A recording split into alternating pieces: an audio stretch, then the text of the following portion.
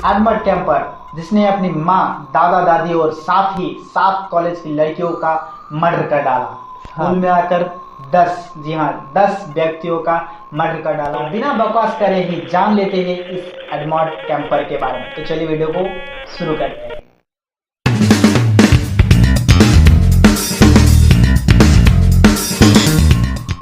Hello दोस्तों, मेरा नाम है रोहित और मेरे सामने बता रहे मिस्टर मोहित शर्मा जी। आप सभी को फिर से एक बार स्वागत करते हैं। बहुत लंबी स्वागत है, मतलब बहुत दिनों के बाद हमारा चैनल द बिग ज्ञान में। तो दोस्तों, आप सभी को पता ही है कि हम बहुत दिनों के बाद फिर से यूट्यूब पर छाए हैं, मतलब आए भी हैं।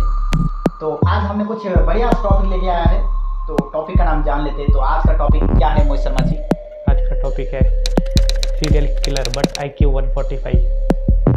तो आज हम बात करने वाले हैं कि ऐसे सीरियल किलर के बारे में जिसका पास दिमाग बहुत ही ज्यादा है। एडमंड कैंपर का जन्म 18 दिसंबर 1948 में बर्बैंक कैलिफोर्निया में हुआ था। तो कुल मिलाकर इसके 2 बहन थे और ये दूसरे लाइन में था, मतलब एक के बाद दूसरा। तो उसके बाद एक नीचे का बहन भी था और नीचे का मतलब बड़ी दीदी भी थी। तो बीच वाले होता है मिडिल वाले, तो मिडिल वाला भाई साहब थे हमारे एडमंड कैंपर।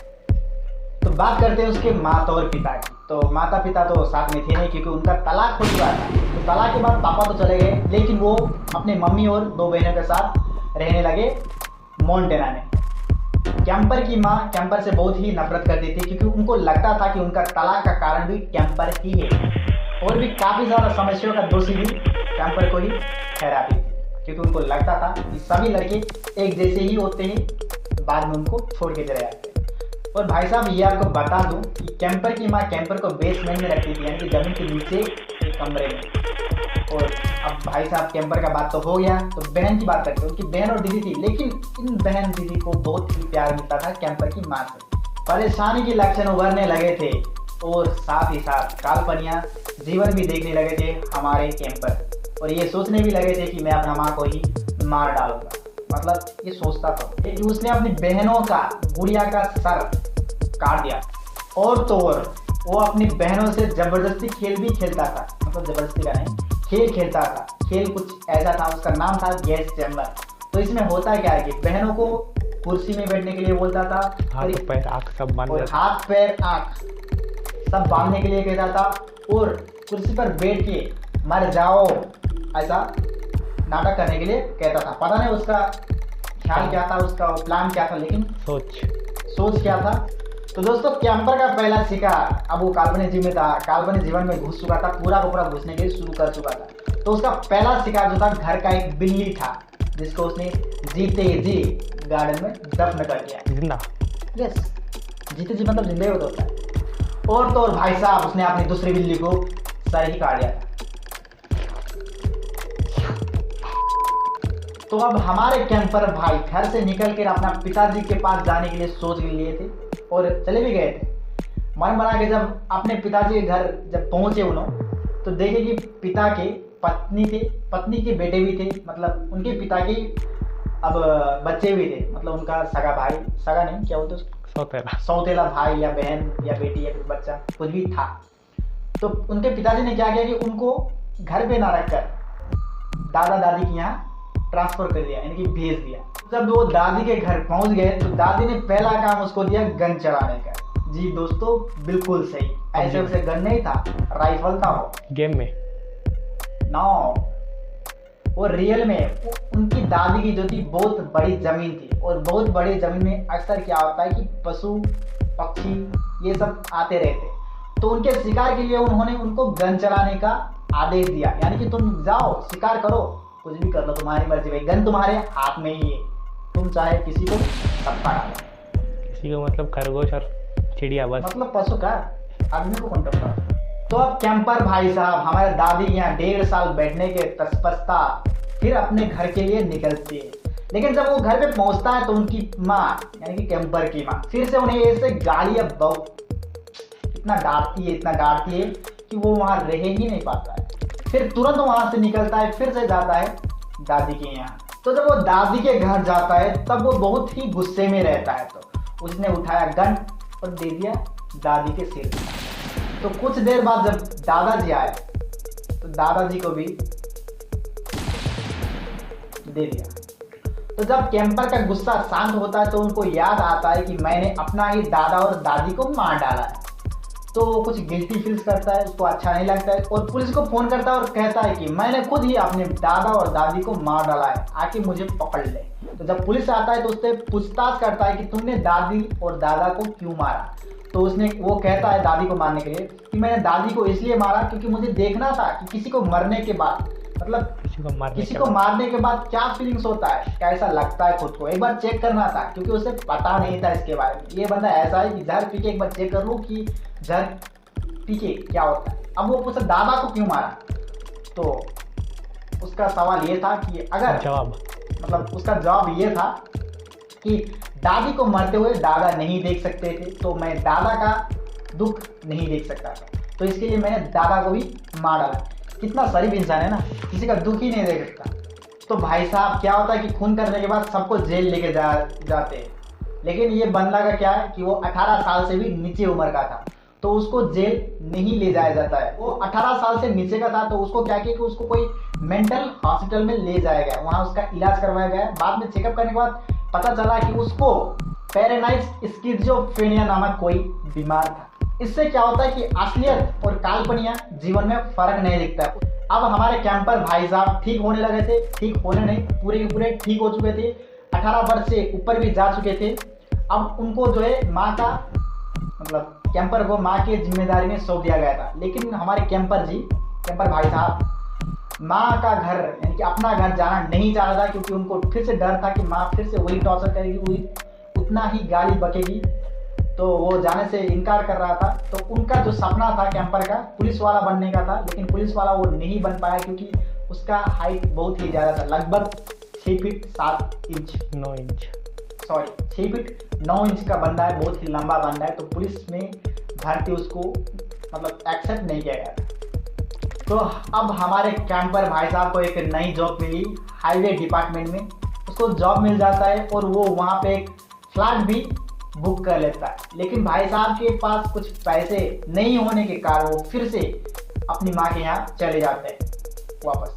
तो कैंपर भाई साहब घर पहुँचने के बाद अपनी माँ से दूर रहने के लिए ड्राइविंग सीख लिया था और ड्राइविंग करने लगा था। मतलब किसी अनजान व्यक्ति को जब 13 साल का तभी गाड़ी चलाता था, तो गाड़ी जो है वो 13 साल से ही सीख रहा था, क्योंकि उसका हाइट ज़्यादा था ना, भूल गए थे। हाँ, तो हाइट ज़्यादा था, तो गाड़ी सीखने के लिए बहुत ही सुविधा है उसको 13 साल में, तो उसने 13 साल से ही सीख लिया था गाड़ी।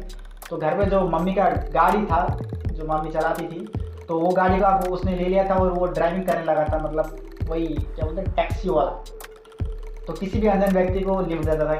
जब भी उसकी माँ से लड़ाई और झगड़ा हो जाती थी तो वो अपना इमेजिनेशन दुनिया में चला जाता था, और अपना इमेजिनेशन दुनिया में जाने के बाद ये सोचता है कि किसी भी अनजान लड़की को लिफ्ट दूंगा और उसको वहीं पे मार दूंगा। तो अब उसने ये ठान लिया था कि मैं किसी का जान जरूर लूँगा, लेकिन किसी को मारने से पहले उसने कम से कम 150 लोगों को जगह से पिकअप करके दूसरी जगह पर ड्रॉप भी कर चुका था, अभी तक 150 लोगों को। लेकिन उसने अभी तक किसी को नहीं मारा, क्योंकि अभी वो बस ट्रायल कर रहा था, प्रैक्टिस कर रहा था कि इसको ऐसे करने से कैसे होता है, इसको ऐसे कैसे करें। और फिर 7 मई 1972 में रास्ते से 2 लड़की को पिकअप करता है जो कि 18 साल के करीब थे। उनका नाम मेरियन पीस और अनीता लूसा। और फिर उस दोनों लड़की को मार देता है कार के अंदर ही, और बाद में क्या करता है उसकी जो बॉडी थी वो जंगल में कहीं छोड़ देता है। और फिर 15 अगस्त को एक लड़की का सर जो है पुलिस को मिल जाता है और पता चलता है कि ये कोई मेरी नाम की लड़की का है। तो बात करते हैं 14 सितंबर 1972 को। फिर से एक बार हमारे खतरों के खिलाड़ी भाई आ चुके। तो इस बार क्या होता है, 15 साल की एक लड़की जिसका नाम है अक्की कक्कू कुछ ऐसा, वो डांस क्लास जा रही थी, मतलब जा नहीं रही थी, वो बस का वेट कर रही थी ताकि बस में चढ़ के वो जल्दी से डांस क्लास जा सके। लेकिन बस नहीं आया, बस लेट हो गया। तो हमारे हीरो कैंपर वहां पहुंच गया और उस लड़की को पिकअप करा। पिकअप करने के बाद क्या होता है, फिर से एक बड़ा सा मर्डर, सेम कांड, फिर से सर मिलता है। तो फिर से एक बार 7 जनवरी 1973 में एक सिंडी सेल नामक एक लड़की को फिर से पिकअप करता है, उसका कार में ही गला काटता है और जो उसका सर है अपने मम्मी यानी माँ के घर के गार्डन में दफना देता है। तो हमारे भाई साहब रोज गाड़ी चलाते थे, रोज पिकअप करते थे और रोज ये पूछते भी थे उन सब लोगों से कि तुम्हें क्या एक ऐसे व्यक्ति के बारे में पता है जो कि लिफ्ट देके किसी का मर्डर कर देता है। मतलब वो खुद के बारे में दूसरों से जानना चाहता था। तो हमारे कैंपर भाई साहब कई सारे सीआईडी जैसे क्राइम शो भी देखते थे ताकि कोई गलती भी ना हो पाए, क्योंकि एक सबूत काफ़ी था उसको जाने के लिए जेल में। तो हमारे कैंपर भाई साहब जिसको भी मारता था उसको बहुत ही गिल्टी फील होता था, मतलब मरने वाले को नहीं, कैंपर को। तो बहुत ही गिल्टी फील होता था और उसको ये चाहत था, ये लगता था मतलब कि वो उसका फ्यूनरल पे जाए, लेकिन वो नहीं जाता था। इसका कारण ये था कि उसका IQ लेवल 145 था, बिग ब्रेन। मतलब उसको ये लगता था कि अगर वो हर लोगों का फ्यूनरल में जाया करेगा तो पुलिस जिसका ऐसा कटा हुआ जिसका मर्डर कर दिया उसका उन लोगों का फ्यूनरल में जाना चाहेगा तो पुलिस उसको फोकस करेगी। और पुलिस का मन में तो ये सवाल होगा कि ये लड़का जो भी मरता है, जिस टाइप से मरता है, उसी का फ्यूनरल में ये कहाँ से आया। तो उस पर शक कर लेता है और उसको पकड़ भी लेता है। तो इसके लिए वो नहीं जाता है किसी के भी फ्यूनरल में। तो अब बात करते हैं 5 फरवरी 1973 की। तो आज फिर कैंपर का लड़ाई हो गया कैंपर के माँ के साथ। तो फिर से एक बार निकलता है कैंपर वही कार लेके, फिर एक दो लड़की को पिकअप करता है जिसका नाम रोसलिन थोपे और एलिस लुइन। जिस लड़की को लेकर गाड़ी में लेकर वो चलता है और बीचों बीच उसको मार भी देता है। उसको मारने के बाद फिर से उसका गिल्टी महसूस होता है और वो ये सोचता है कि मैं अपने माँ के कारण कई सारे बेगुनाह लोगों का मौत क्यों कर रहा हूँ, मतलब खून क्यों कर रहा हूँ। वो सोचता है कि पेड़ की टहनियों को काटने के बजाय मैं पेड़ का जड़ ही क्यों न उखाड़ दूं। तो वो फिर से जाता है अपना इमेजिनेशन दुनिया में और सोचता है कि मैं अब अगला जो मर्डर है अपनी माँ का ही करने वाला। तो वो फैसला कर लेता है कि अब आखिरी और लास्ट मर्डर और बेकसूर का मर्डर नहीं करता हूँ। और बेकसूर का मर्डर मतलब नहीं करना चाहता था, तो माँ का मर्डर करने का फैसला लेता। तो बात करते हैं आज रात की, मतलब उस दिन का, उस रात का जब कैंपर की माँ रात को घर पे आ रही थी, क्योंकि वो हमेशा ही रात को ही घर पे आती थी। दिन सवेरे शाम कहाँ रहती थी पता नहीं। स्कूल रहती। अच्छा, तो स्कूल में रहती, पढ़ाई करवाती, टीचर थी, क्या सिखाता होगा बच्चे को, चलो कुछ भी हो। तो जब उसकी माँ रात को घर पे आ रही थी तो कैंपर रेडी था हाथ में हथौड़ा लेके, ताकि वो अपनी माँ का जान आसानी से सर फोड़ के ले सके। पबजी बहुत खेलता था। तो जैसे ही माँ घर में एंट्री करती है कैंपर उसका सर हथौड़ा से फोड़ डालता है। पट से हेडशॉट।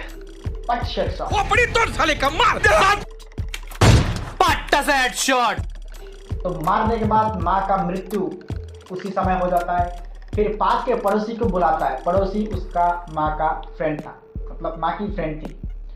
तो पड़ोसी को बुलाने के बाद क्या करता है कि पड़ोसी को भी ठोक देता है, मतलब मार दे। उसकी माँ का जो है गला भी काट देता है एरे के साथ। डांट मालूम है, वो भी खेलने लगा था, मतलब डांट मारता था। कैंपर की माँ की फ्रेंड को कैंपर ने क्यों मारा? कैंपर की माँ का फ्रेंड को कैंपर ने इसलिए मारा क्योंकि दुनिया को लगे, संसार को लगे कि उनका जो कैंपर की माँ और उनकी फ्रेंड है दोनों का लड़ाई झगड़ा हो गया और वो दोनों आपस में भीड़ के मर गए। इसके लिए क्योंकि उसका IQ लेवल 145 याद रखें, नॉट।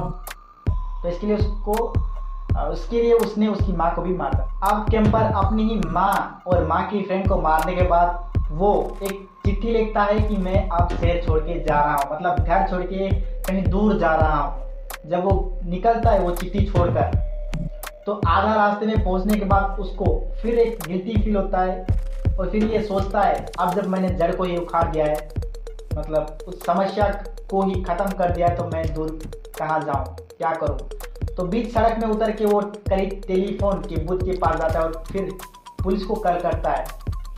क्या बोलता होगा कि मैं हूँ, आओ और पकड़ लो। फिर वो वहीं बैठ जाता है।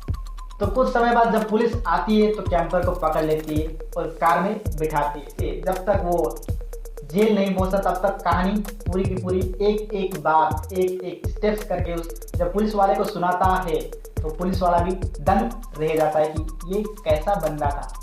तो अब हमारे कैंपर को जेल में जाने के बाद 8 फर्स्ट डिग्री मर्डर केस का इल्जाम, फांसी मिला ना, इतने लोगों को मारा, 10 लोगों को। और पुलिस वालों को एक बात मतलब ये भी सहायता भी करती है कि किसी सीरियल किलर क्या क्या सोचता है, कैसे कैसे काम करता है, क्या क्या दिमाग कैसा चलाता है, मतलब वो सब बताता है क्योंकि वो भी एक सीरियल किलर ही था। तो पुलिस वाले के थोड़ा बहुत नॉलेज भी बांटता रहता था कि सीरियल किलर इस वक्त क्या सोचता है, उस टाइम क्या सोचेगा और क्या करेगा। कैंपर ने इंटरव्यू दे दिया था। जब पूरा इसका स्टोरी बता इंटरव्यू दिया। सुन लिया साइकोलॉजिस्ट, साइंटिस्ट या फिर किसी ने, तो उनका कहना ये था कि उनकी माँ मतलब कैंपर की माँ अगर कैंपर से अच्छे से बर्ताव करती थी, गाली या फिर वो झगड़ेलू नहीं करती थी, तो कैंपर आज सीरियल किलर नहीं बनता था, कुछ बड़ा ही कुछ बनता था। मतलब उसका आईक्यू लेवल जो है बहुत हाई था, बहुत दिमाग वाला बंदा था। उसका प्रेशर होने के कारण क्या हुआ कि वो जो अपना शक्ति था वो सही के बजाय गलत पे डाल दिया था। तो हमारे भी यही ख्याल, यही मन है, पता नहीं क्या है, लेकिन है कि उसकी माँ की गलती थी पहला, क्योंकि बच्चे को इतना मारना नहीं चाहिए, ठीक है, बच्चे को गाली नहीं करना चाहिए। तो इससे हमको क्या सबक मिलता है, तो हमारे बड़े अक्सर भगवान होते हैं, छोटे भी भगवान होते हैं, तो होते कौन है फिर आदमी। तो हम यही कहना चाहते हैं हमारे अभी के लड़के को कि लड़का तुम शादी करो, बच्चा पैदा करो, कोई बात नहीं है, लेकिन बच्चे को अच्छे से रखो। ये मत कहना कि बेटी है इसको अच्छा नहीं करूँगा, ये मत कहना कि बेटा है इसको अच्छा नहीं करूँगा। बेटा बेटी तुमने ही पैदा करे तो तुम ही को देखना होगा। अगर मारना है तो अभी मार दो, लेकिन कष्ट नहीं दो, क्योंकि कष्ट आदमी को बहुत ही बुरा बना देती है। जैसे आपने अभी एक कहानी तो पढ़ लिया होगा, ये कहानी एक कहानी नहीं बल्कि हकीकत है जिसको दर्शाया गया है। टीवी पे भी है, टीवी पे भी, नेटफ्लिक्स पे। तो प्लीज माइंड हंटर अपने बच्चे को प्यार दें, इतना ज़्यादा प्यार भी नहीं दे कि सर पे चढ़ जाए, लेकिन प्यार जरूर दे, हमारा इच्छा है। तो कहानी यहीं ख़त्म होती है और हमें बहुत नींद भी आ रही है। जब करीब रात के 2 बज चुके शायद, तो बहुत दिन के बाद वीडियो बनाए, अच्छे है अच्छे नहीं है कमेंट चाहते, शेयर करें, अच्छा लगे तो, नहीं लगे तो भी लाइक नहीं करें। आपकी मर्जी, यहाँ तक देखने वाले पहले लोग भी नहीं आए, पहले हम अकेले ही बक रहे, अगर आप देख भी रहे तो thank you so much for watching this. And आपको अच्छा से अच्छा लगता है तो प्लीज़ हमारे चैनल को जो है सब्सक्राइब कर दीजिएगा। Good night, bye.